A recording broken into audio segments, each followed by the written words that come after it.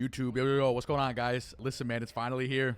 FaZe Neo movement guide, probably the most requested video we've had in the last 3 years of playing Warzone. You guys always comment about my movement, always talk and ask me questions about how I do certain things. So this video is going to break down all the mechanics that I use in my day-to-day Warzone gameplay. Listen, man, I don't want this to deter anyone away from trying things out. Anyone of any skill level can implement the things that are in this video into their gameplay and see a significant increase in not only having fun in the game, but a significant increase in their skill level as well. Okay, so I want you guys to take your time and really try out each mechanic that is in here. We're going to start with the basics of the game and work our way up to some more advanced mechanics. But I don't want you guys to be afraid and think you guys can't do some of these things. Some of these things are going to be hard to do, but I promise if you take your time and really try to learn them, it's very worth it and beneficial to your own gameplay. So other than that, let's jump right into it, guys.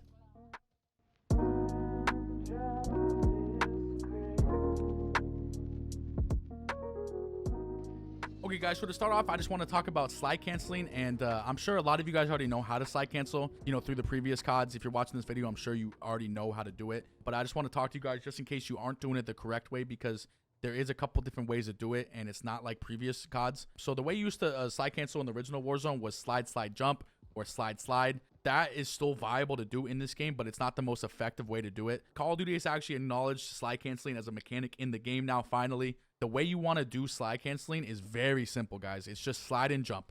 You're holding forward the entire time, obviously, but it's slide and jump. Slide and jump. It's only 2 binds. So you don't have to slide, jump. You don't have to just slide. It is just as simple as that, guys. Slide and jump while holding forward. Now, a lot of you guys may be wondering, like, why you don't look like some of these other movement gods, or like this or that. There's a setting that you should have on to make a lot of this a lot smoother, and it is slide, maintain, sprint. This is a very important setting to have turned on, guys, okay?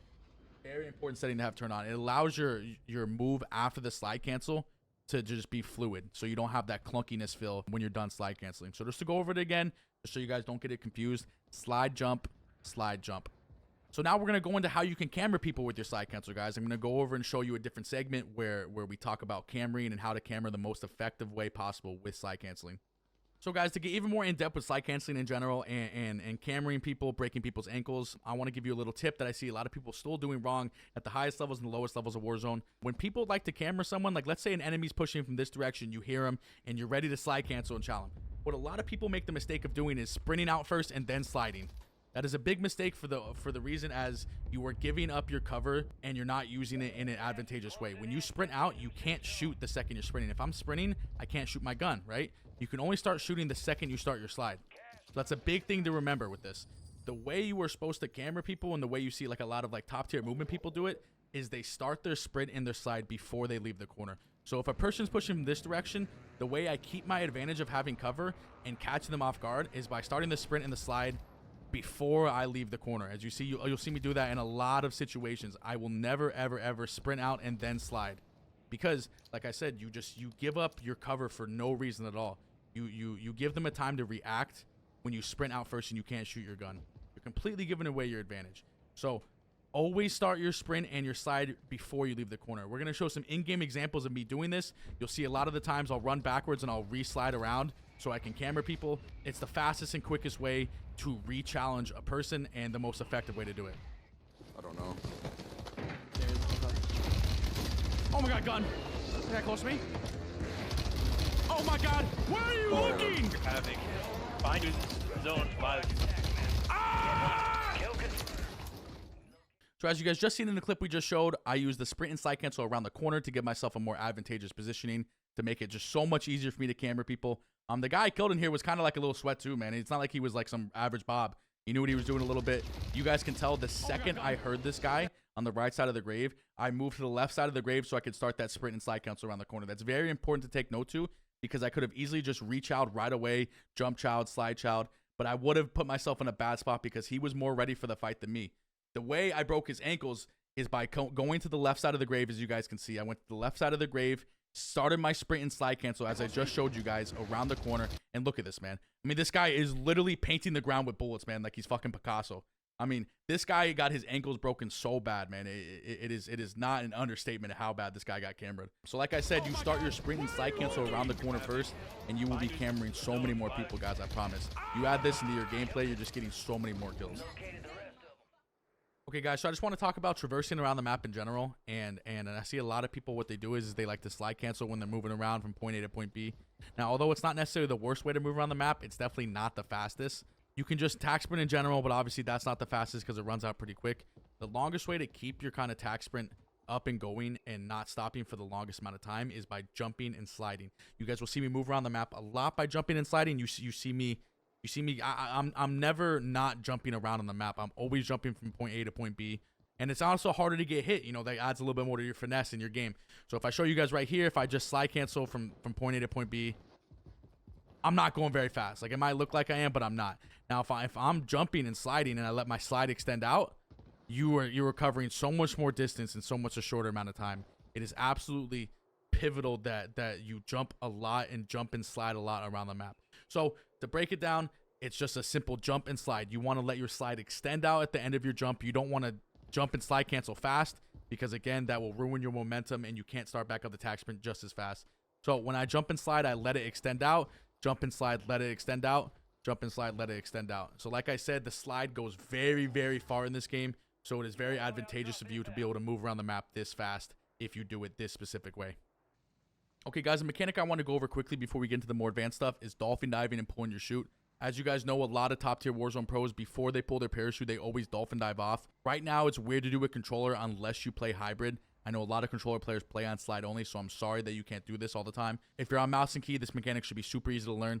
So the reason why people dolphin dive and pull their parachute is because they can cover bigger distances because your parachute starts at a higher elevation. When you normally just jump and pull your parachute, you can't make certain gaps. This is one of the most important ones as well. Trying to cross, like if you have someone weak across here and you want to cut this distance quick, it's good to just dolphin dive and pull your chute. You can make each gap back and forth by doing this. And the only reason, like I said, why people do this mechanic is to start their parachute at a higher elevation. You can just cover so many more distances, guys. I can't tell you how important it is to do this mechanic. And not only do you start your parachute off at a higher elevation, it also comes out quicker as well. Super, super important. You can do this all around the map, and it allows you to travel around it more freely. Okay, guys, so to get started with the zip lines, it's a pretty basic mechanic that I promise will not be hard to learn after you do it a couple times. But let me just show you the basics of it real quick. So for me, to ascend on the zip line, it is F. I cannot get off the zip line by pressing the same bind. Nothing happens if I spam F. So on controller, the bind that you use to get on the zip line is not the same one that you use to get off. The only way to get off the zip line is by jumping, okay? So you don't need to mash a whole bunch of binds. You don't need to do this or do that. All you have to do is jump. It's all you have to do to get off the zip line. Now, you can't necessarily just jump to reach the top of it, because if you notice, if I just jump and I don't do anything else, I just fall straight down. So a lot of you guys are probably having that issue where you're just jumping, you're not doing anything else, and you can't quite reach the ledge. So the easiest way for me to explain this is at the height of your ascend, not in the middle of it, at the height of your ascend when you jump off, you want to be holding forward the whole time. So as you guys seen, when I jumped before and I didn't do anything else, nothing happened. So as you guys seen before, when I was jumping off the zip line and nothing was happening, I was just falling straight down. That's because I was not holding forward. The only way to reach the ledge below or the ledge above is by holding forward. Just like this. Very, very simple. I promise if you just try it a couple times, it'll be very easy to understand and very easy to get down. I would always aim for the top ledge, not the bottom ledge. There are certain situations where you do want to aim for the bottom ledge, but to keep your momentum full and keep your momentum fast, you want to land on the top ledge. As you guys can see, you can move multiple directions after hitting the top. It is very advantageous for your gunfights and very advantageous for your positioning to land on the top. You can obviously do it to where you want to land on the bottom, but you can sometimes, it's easier to get stuck when you land on the bottom ledge through this. So just before we move on to the zip lines, another comment that I get a lot is, why do you punch on the zip line? Why do I punch on the zip line? You guys see, when I take almost every single one of my zip lines, I'm doing this punching mechanic. It makes it punch multiple times. I'm only punching it once, and the reason why I do that is because you'll find in instances where the zip line's like almost like not sticky. Like you can't grab the zip line in some instances. It's weird to explain, but when you punch, it kind of enables you to grab that zip line a lot better in certain situations when there might be like things around, or there's loot around, or there's certain situations when there's just like a lot of cluttered stuff around zip lines, and I find the easiest way to grab them and to make sure you grab them every single time with momentum is by punching. So it's not a necessity to do with the mechanic of zip lines, but it is something that, like, if you're going to get more advanced, like it is good to punch almost every single time you go on a zip line, just to keep that momentum and just to hit it every single time. So those of you guys that are still having trouble with the zipline mechanics in itself, I like to break it down into like percentage categories. If you want to hit the lower ledge of any zipline, it's going to be around 60%, 70% of the zipline's full length. So as I show you guys right here, 60%, you're going to land on a lower ledge every single time. Now that's hard to get down because there's obviously different zip lines around the map, but that's a good percentage mark to keep for every single zip line. If I want to land on top, anything above this ledge I jump off will be up top. So if I start at just like the 80% mark, it's going to land very, very at the tippy top. And if I want to do anything above that, you need to cancel last second. That's how you see me ascend and soar high above the zip line. So if I cancel as last minute as I can, I'm on top of this easy. And that's how you continue your momentum with zip lines, is by canceling at the extreme last second. But like I said, a good base mark to start off with is like the 60 to 70% mark. Just try to get that lower ledge down first, and then you can work your way up to the top. Okay, guys, so another thing to talk about is continuing your momentum after hitting the zip line. As you guys seen, I talked about it a little bit earlier, but when you hit the top of the zip line, you kind of have a little boost. You kind of like you keep your tack sprint on the top of the zip line because you didn't use it before. Okay, so like the zip line kind of resets your momentum bar during the entirety of when you get it. So you'll see me a lot of the times when I'll take a zip line and I'll land up top and I'll continue and I'll run certain directions. You can jump any direction you want after you hit the top of the zip line, and that is why I highly recommend hitting the top of the zip line and not the lower ledge. As you guys see, we're going to post some more clips showing how this is useful in parts of the map like Vondel and in parts of this map as well, how you can just continue your momentum off the zip line. Oh yeah, I see him. Shall I land on him? Yeah. Oh. Okay.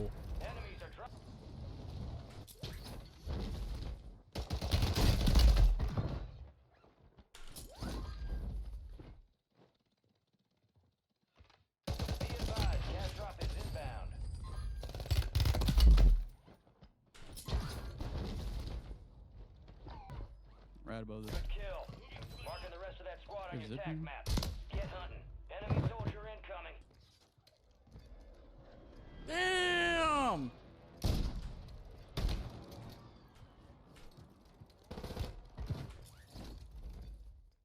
Okay, guys, so we're getting into arguably the most important mechanic and the most fun mechanic in Warzone right now, and that is grounded mantling. If you guys don't know, a lot of you probably don't even know what this setting is. A lot of you have probably been told to turn it off, but it is a very advanced mechanic in the game right now. As you can see, you vault over these things, but that's just the start of it. If you guys don't know, they have this crazy animation where you ledge hang and you do this big old mantle. That's on 90% of ledges in the game. Any ledge that is small or like half the size of your body, you can use to your advantage with the grounded mantling. You look, you vault over left, you vault over right, doesn't matter. That's the simple version of grounded mantle. You're going to get this big old vault mechanic on these small ledges. So what you can do is actually use this for a big speed boost. It's almost similar to like an Apex Super Glide. Now, I'm not necessarily trying to compare it to it, but that's like the best comparison I can make. You can use any ledge in the game that's smaller than you to your advantage and get a big boost off of it. So if I'm trying to jump from point A to point B, I can mantle this and do a big strafe jump as fast as I can and just cover insane distances, you know?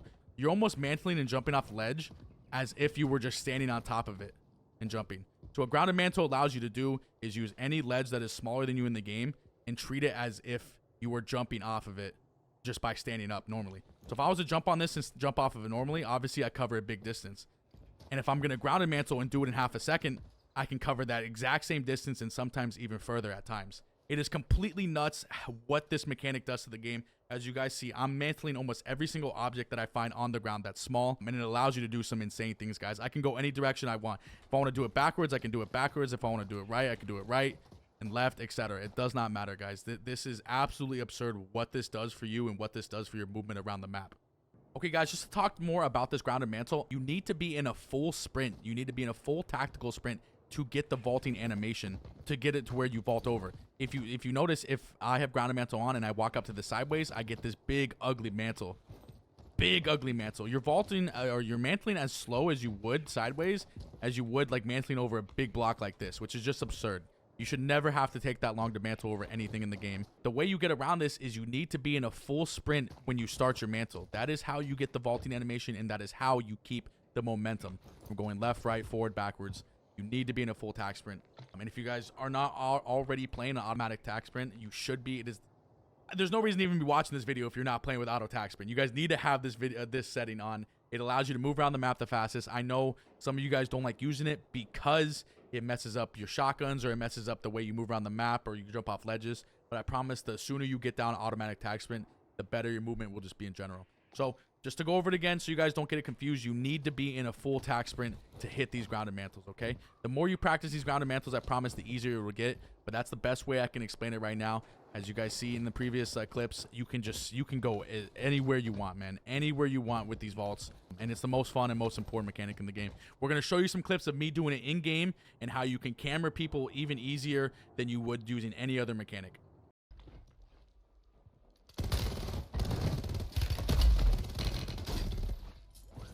Close. Oh. Oh no, brother. Someone actor? I seen one. There it is. You're losing ground. Move. Your squad mate's back on station. Good work. So as you guys can see, this is a more extreme example as to how fast grounded mantle can get. I mean, this guy just didn't even know what to do. I jumped from the far side of the room all the way to this doorway in about half a second, guys. If you can't tell, I know it's a little blurry, but I jumped from the third table over all the way to the doorway in about half a second. I mean, this guy didn't even know what to do, man. I'm in the air above him, and he's just laying down looking the opposite way. So obviously, like I said, this is an extreme example as to how fast you can get grounded mantling to be, but it is very effective in close range combat. I mean, very effective just in general at moving around the map.